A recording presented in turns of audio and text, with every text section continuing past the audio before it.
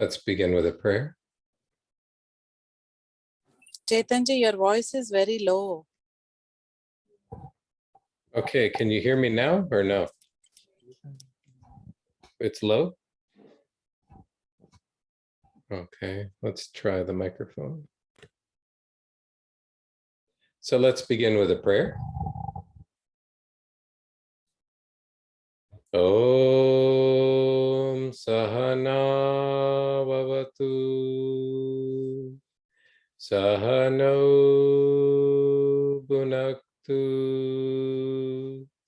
Sahaviryam Karvavahai Tejasvinavaditamastu Mavit Vishavahai. Om Shanti Shanti Shanti.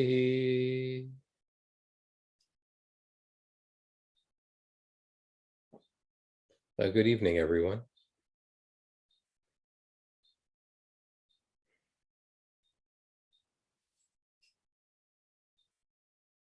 Let's just begin with a little bit of practice. We'll keep it simple. Just sitting in silence. So go ahead, sit comfortably, close your eyes. Just relax for a moment.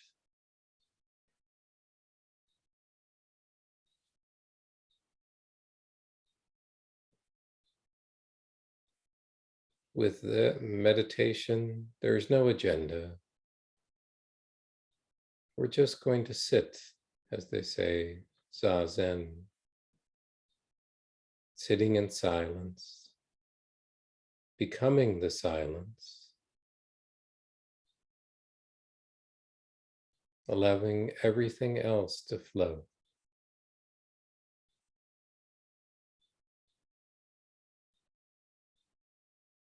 To just notice that part of you that's still. See, there are thoughts, there's sensations, and then there's that part that notices.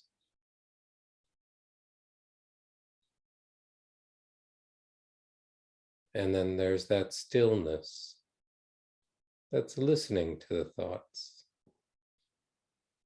Really begin to sort of notice that.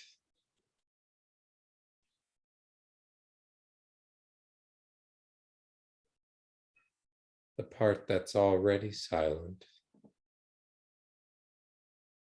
And sit with that part.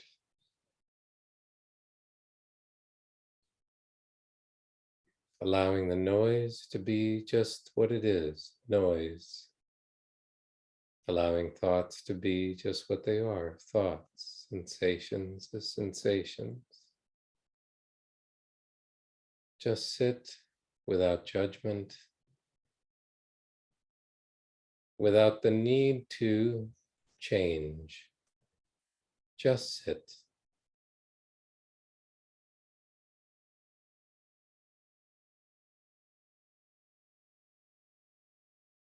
Just sit, observe. Observe your body, your posture. Just sit with that.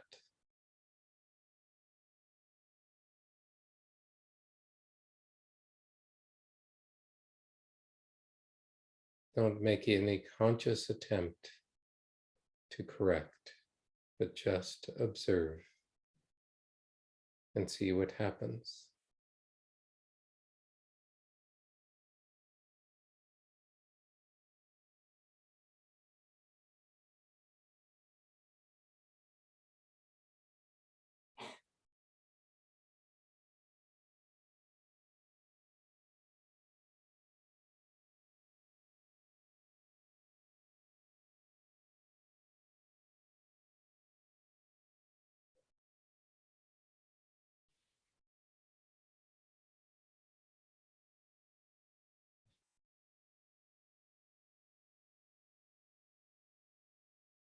Just observe and see what happens. No need to alter any experience. Just allow that experience to be.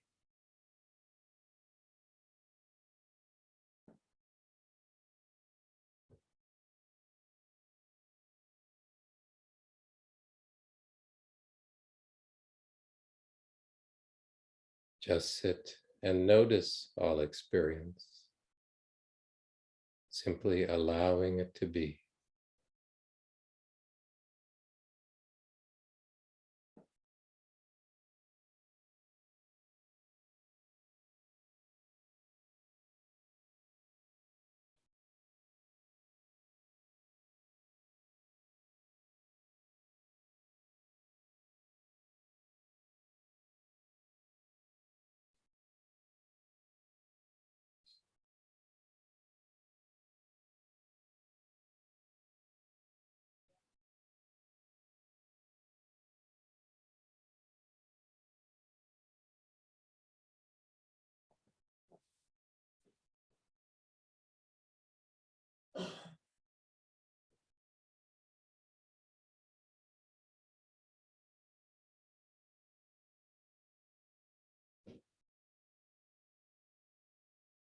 Just sit. Sit with the silence. Sit with the stillness.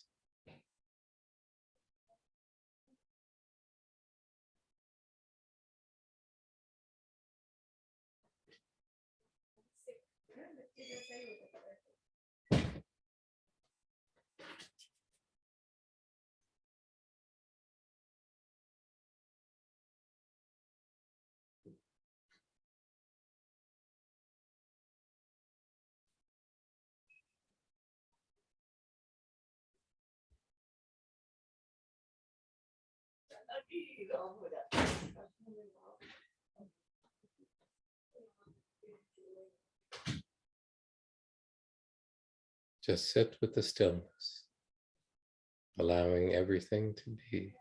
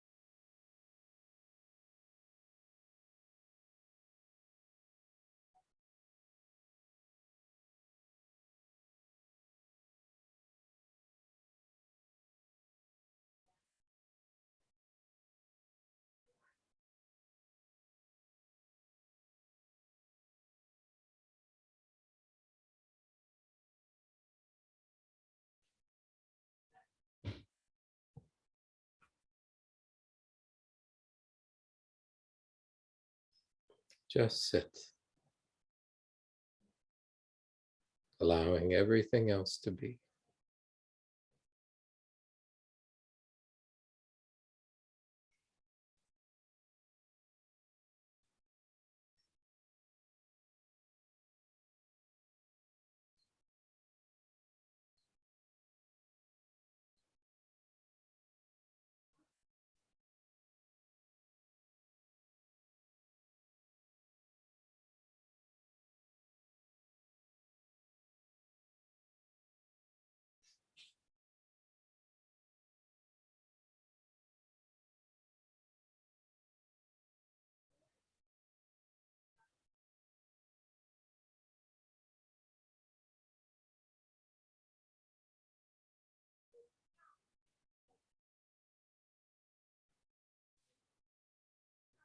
Just sit.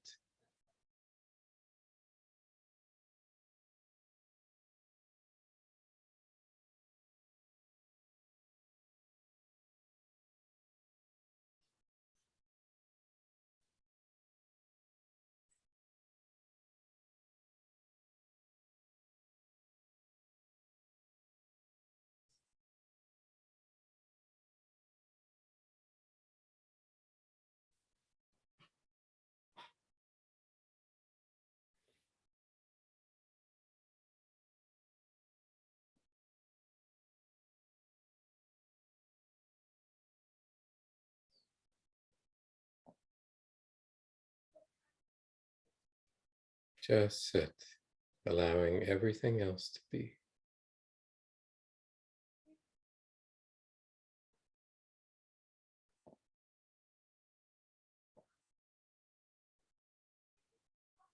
Just sit.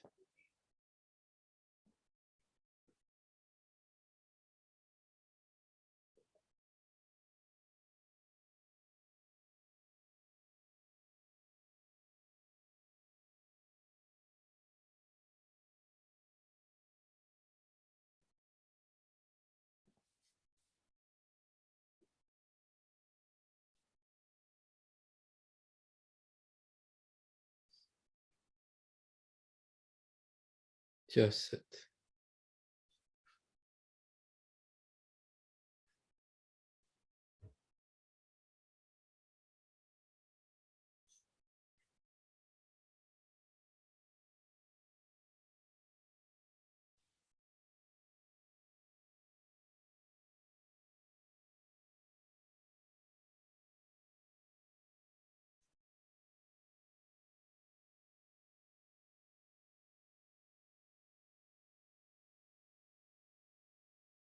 Just sit and allow everything else to be.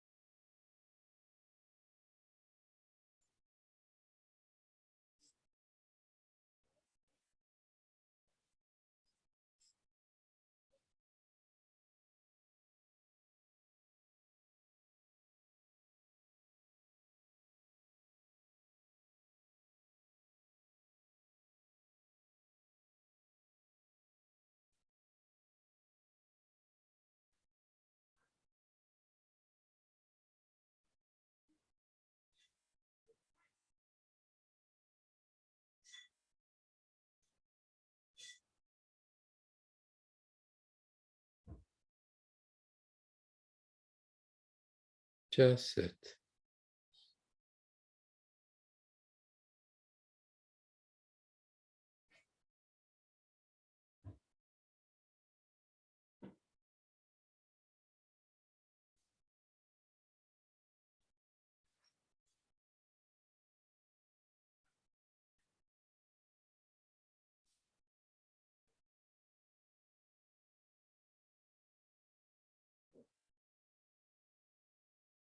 Just sit, allowing everything else to be. Just sit.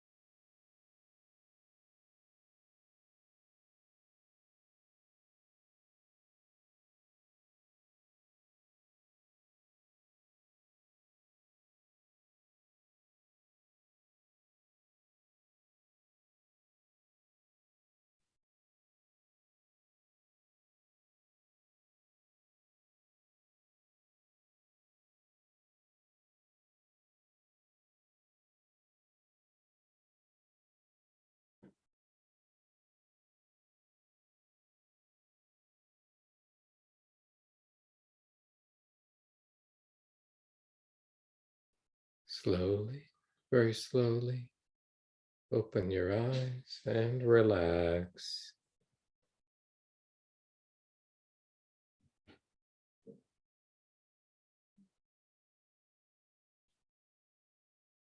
Any questions?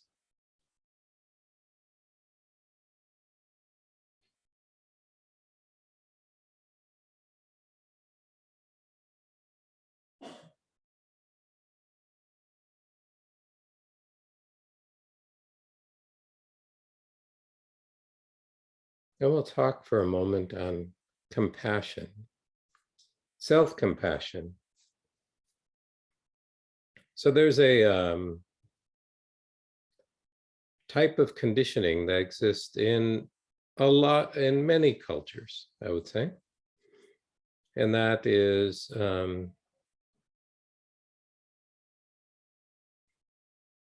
a strong propensity for judgment. And the mind does judgment very, very well.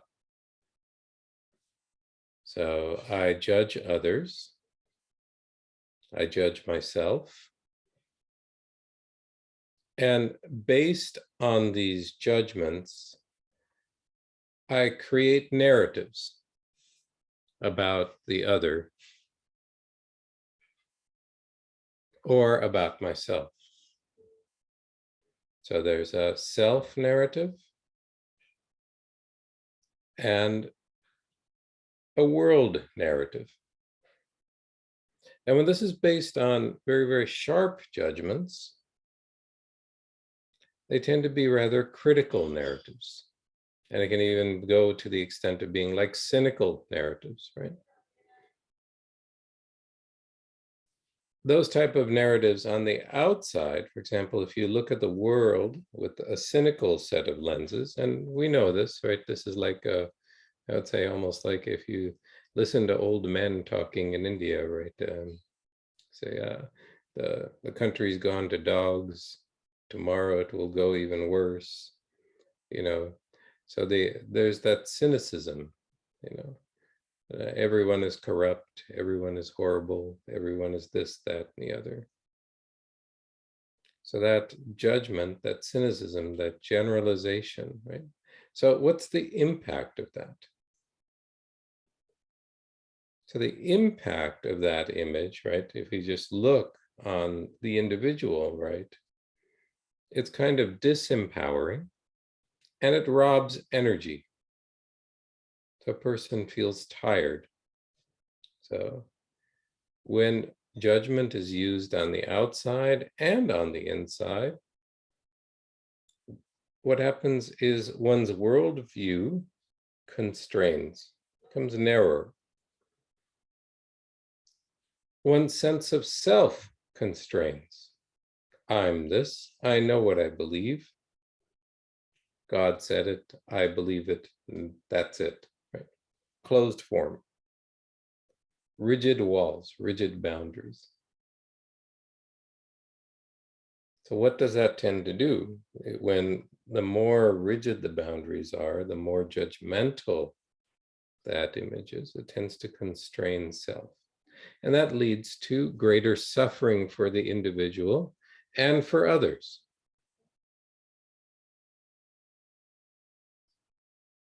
Because you've all met cynical people, or you've met people who are very judgmental. They're not pleasant to be around because that's kind of that energy jobbing nature, right?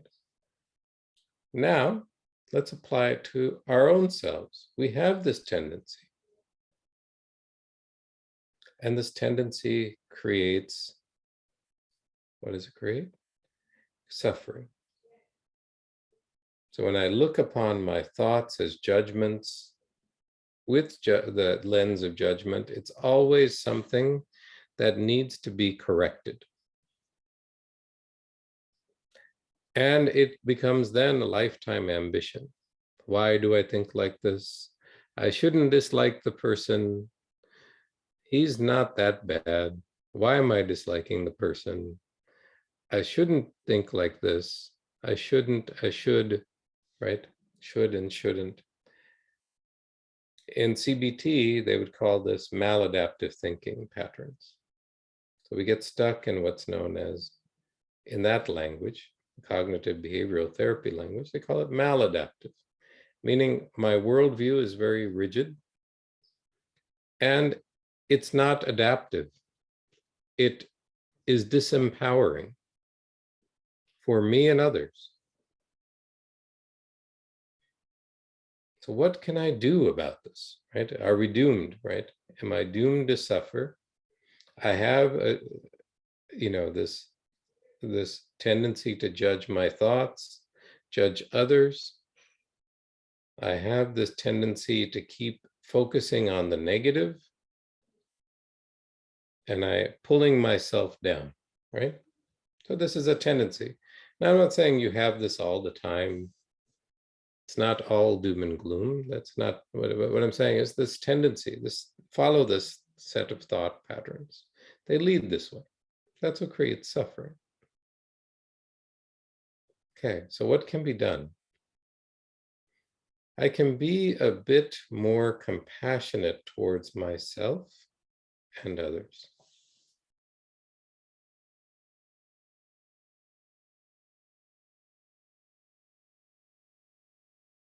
So how does that feel? What is that like?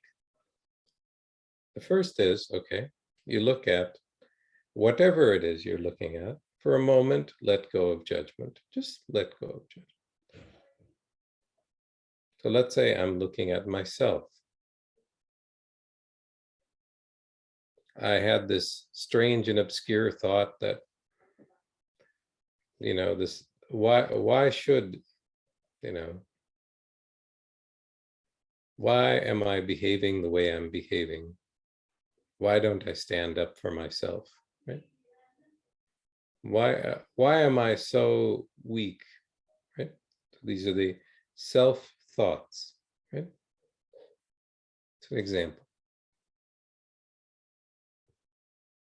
And then there'd be a tendency to fight with this, say, no, I'm not weak, I'm actually strong.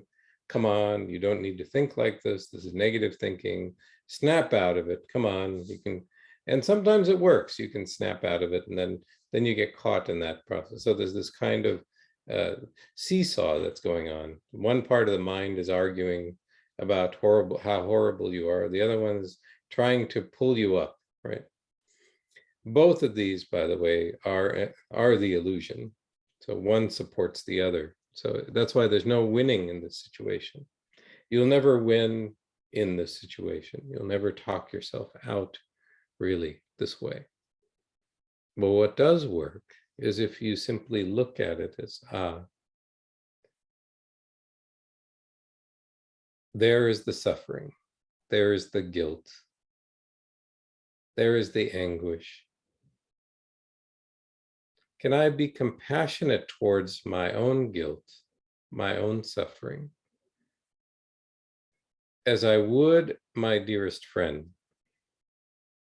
Can I just be compassionate towards it? Not trying to justify, not trying to berate. So if it's something, let's say, you yelled at someone you didn't yell, you shouldn't have yelled at. You yelled at you had a fight with your spouse, right? And you said some things you shouldn't have. Happens, right? Not trying to justify that. Not trying to say, oh, well, it happens. She really deserved it.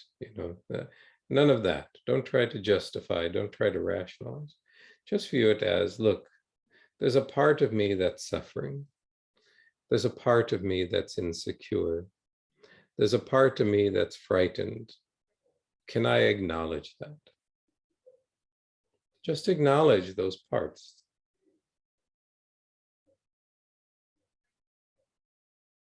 Acknowledge it with that same sense of compassion as you would towards a close friend.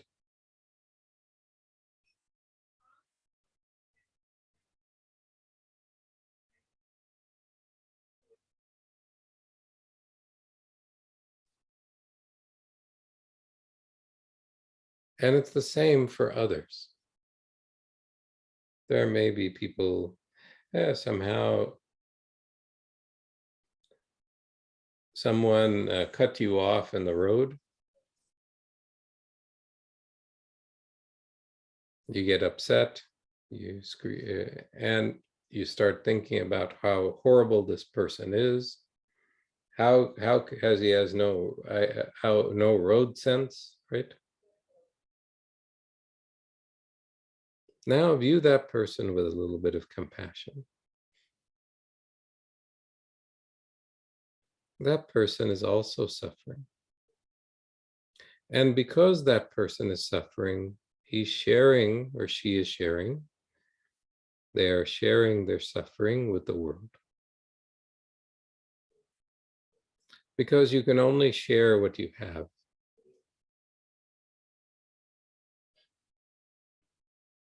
So difficult people share their suffering with the world.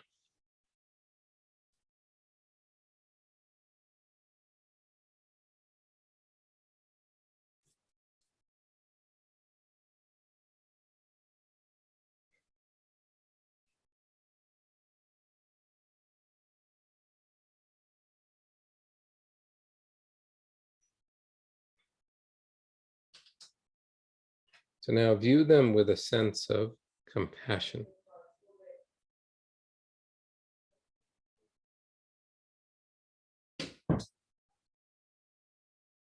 Versus a sense of judgment.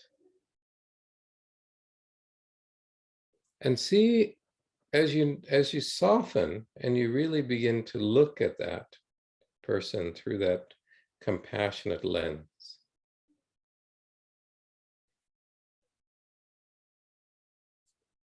what tends to happen? What tends to happen? All of a sudden, you're not as distressed about the situation.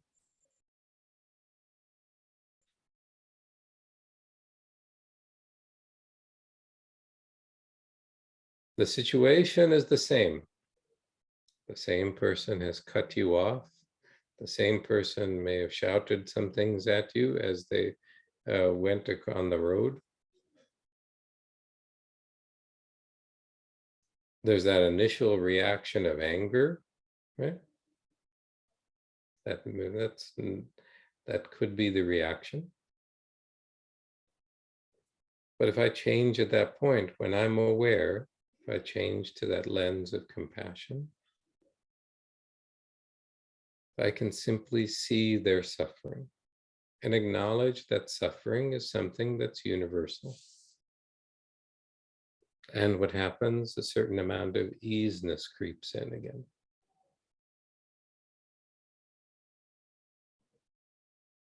Same way when I look at myself, when I see myself suffering, can I simply acknowledge that there's just a part that is suffering? There may be a part that's craving security.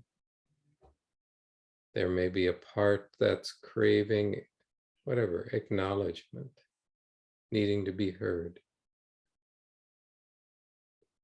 Can I give that part a certain amount of compassion?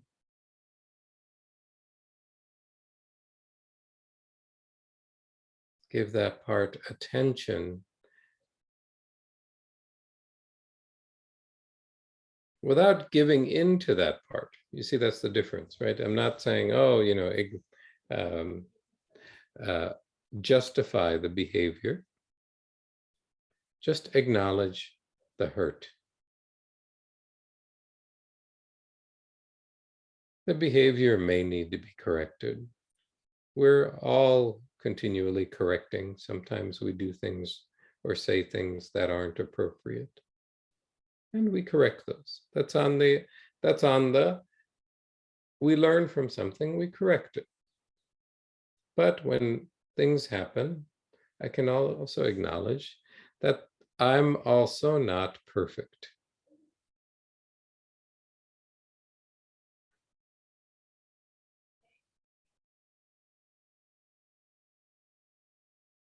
That as a human being, there is no real perfection.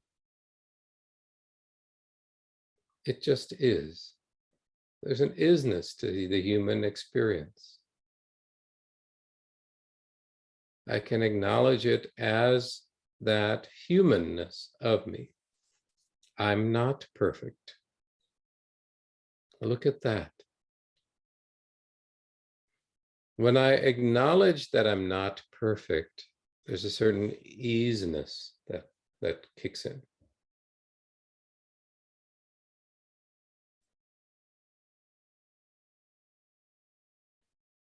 The world is not perfect. Again, there's a certain easiness.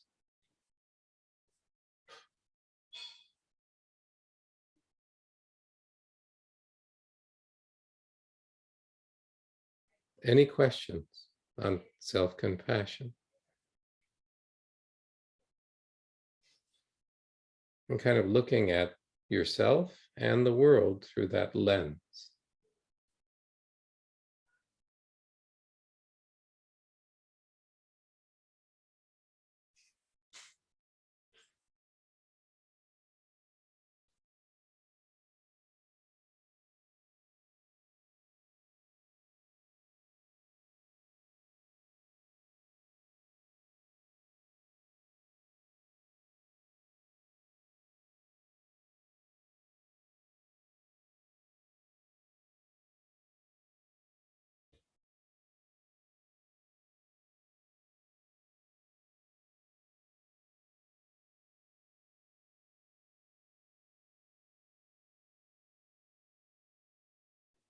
Is anyone worried about getting this wrong?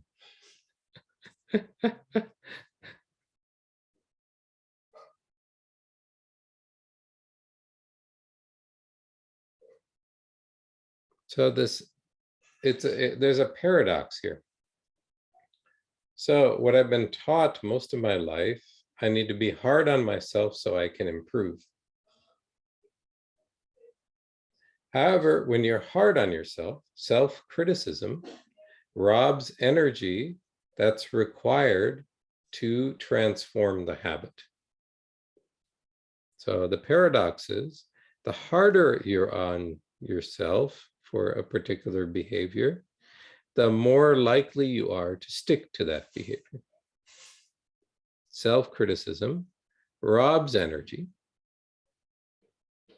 because it gets reinforced with guilt, shame, those kind of lower energy emotions. So there's no energy left for transformation, no energy left to actually take action. It robs that. So self-criticism robs energy required for transformation. Self-compassion, on the other hand, so acknowledging the imperfection, acknowledging that there may be a lesson to be learned, but also acknowledging the lack of perfection, that there's imperfection here. I am imperfect. I am human. There is suffering. I can acknowledge that suffering.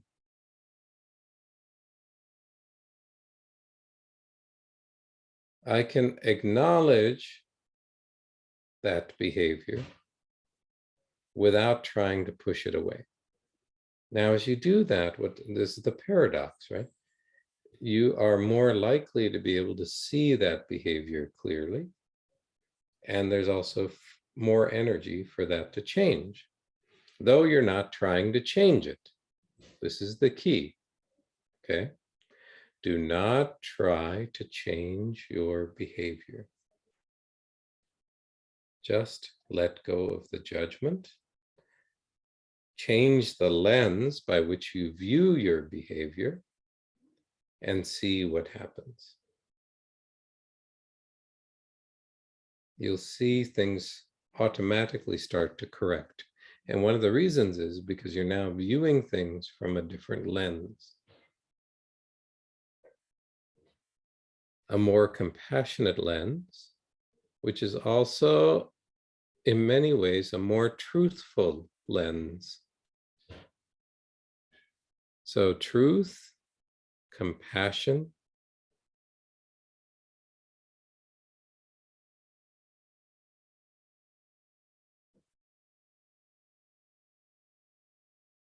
love, all three kind of have that similar bent to them. And that's another aspect. See, I can love myself without judgment. I can acknowledge that this is an imperfect form.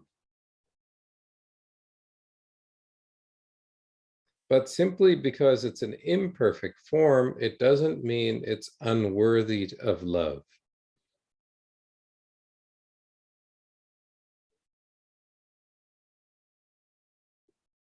In fact, the reality is, and this is where reality and love, there is nothing unworthy of love. That's the only thing that doesn't require, you don't have to earn.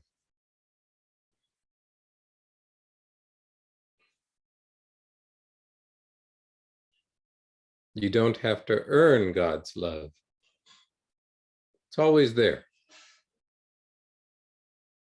It may be missed because you're looking at everything else. I feel unloved. When you say I feel unloved, it's not that you are not loved. It's that you feel as if you're cut off. It's a feeling. Okay? Take the lens out. Look at yourself. And just allow yourself to be loved by yourself. Love yourself.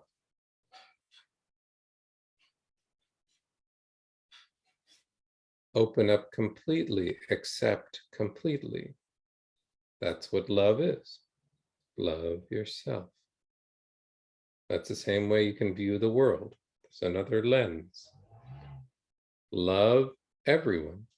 And it doesn't mean you like them or dislike them. You can love people you dislike. You don't have to be with people you love. You can dislike someone and still love them. Because sometimes it's wise not to be around negative people. Or sometimes it's just preference. I can like being around certain people, and I don't necessarily feel motivated to be around others. There's nothing right or wrong about that. It could be right, could be wrong. There's nothing specifically right or wrong about that. But I can love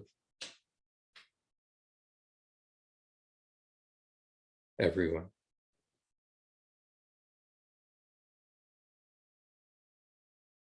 Love can be that lens.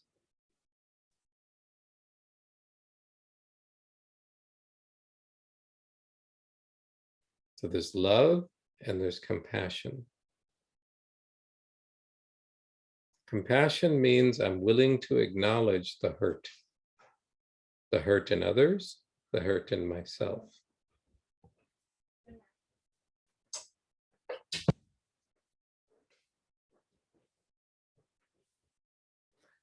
And love also, love in some ways related to compassion, but love means I'm willing to acknowledge the connection. I am connected to that person or thing, whatever they are. We're all connected. So everything is worthy of love. There's nothing in this world that is unworthy. There's no one in this world that is unworthy. This is actually a truth. It's a universal truth.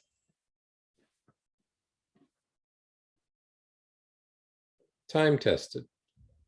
And I'm not saying believe it. Give it a try. See where it takes you.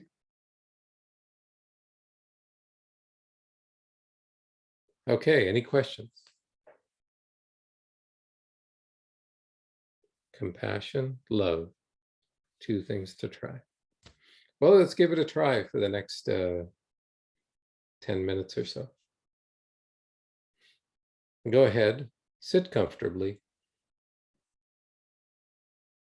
You can leave your eyes open or closed. It doesn't matter.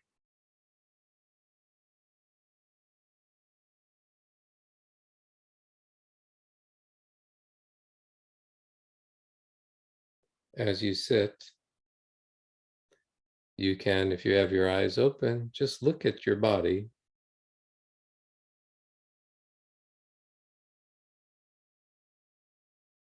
Acknowledge the body.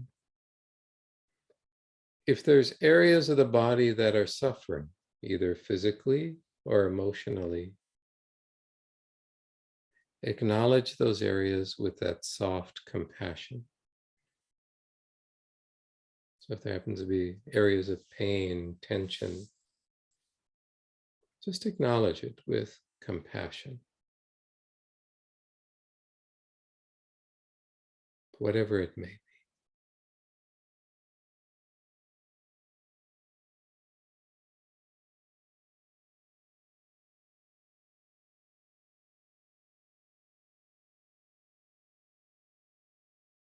Just look upon that pain, that suffering, with compassion. As you would any creature that's suffering, any friend that's suffering. Open up completely to that suffering. Open up completely to that pain. And let's acknowledge it as such, with that lens of compassion.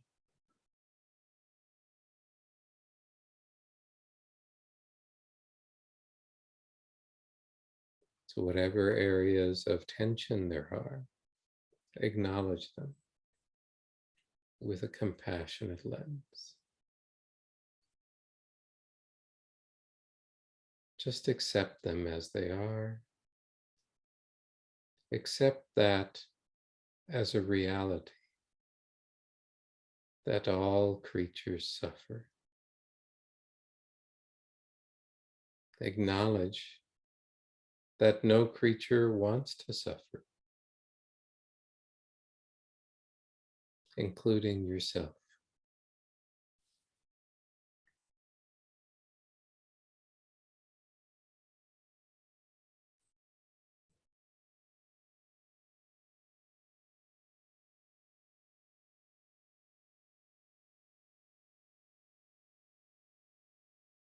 Continue that compassionate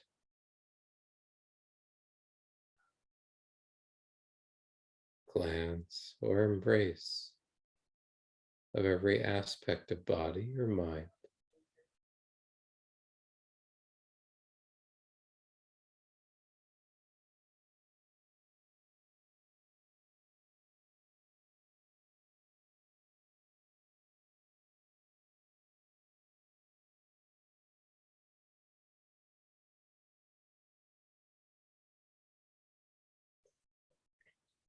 Now,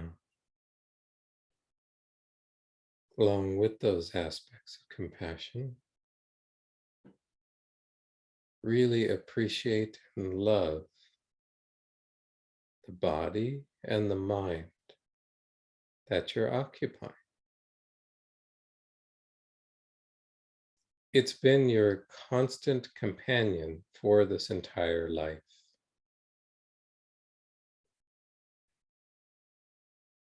It's worthy of love.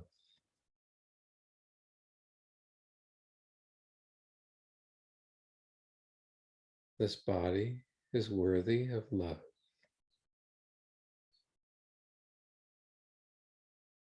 And I will acknowledge it completely with love.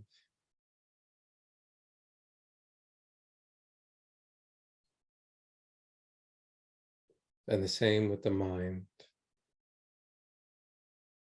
The mind, which has also been a companion throughout life. I can acknowledge that mind and its gifts with love. The intellect, the ability to problem solve, the ability to dream, the ability to be entertained, the ability to enjoy life. I can really appreciate, love all of those tendencies of mind, all of those tendencies of body, and hold the body in a loving embrace.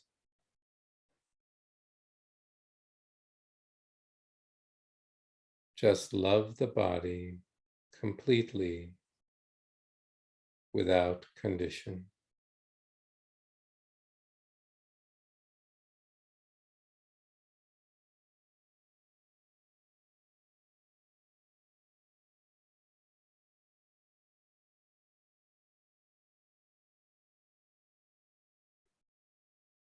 Just love the body completely, unconditionally.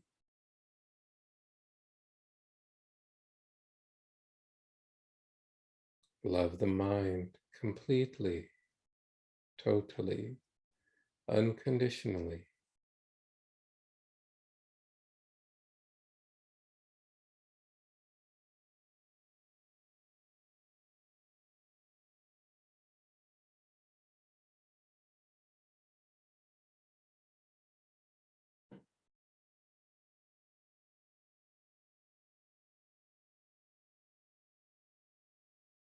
Continue to love the body, love the mind. Be compassionate to the areas in the body or the mind that require attention. Acknowledge them. Open up to them. Allow them to be.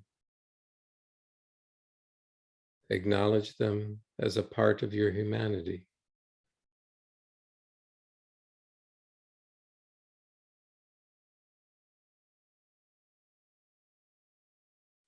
Acknowledge your imperfections.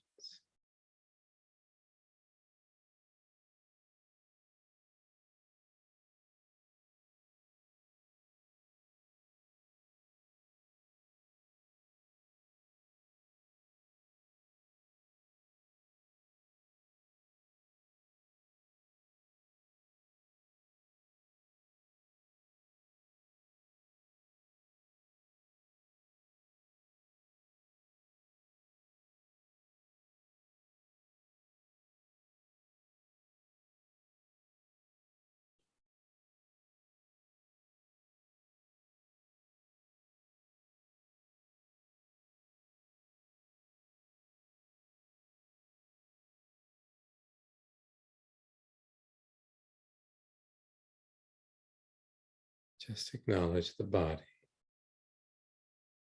Acknowledge the mind. Love the body. Love the mind.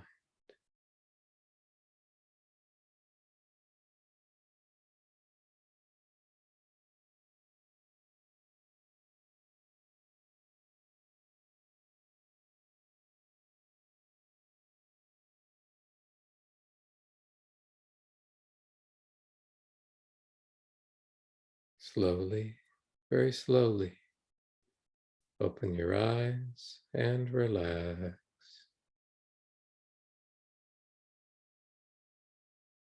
Any questions?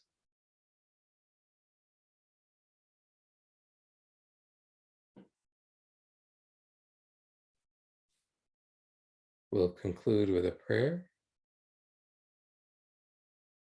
Om Sarve Bhavantu Sukhinah. Sarve Santu Niramaya. Sarve Bhadrani Pashyantu. Ma Kaschit Dukha Bhavet. Om Shanti, Shanti, Shanti. Thank you, everyone. Thank you so much, Chetanji. Thank you. Very nice class. Good topic.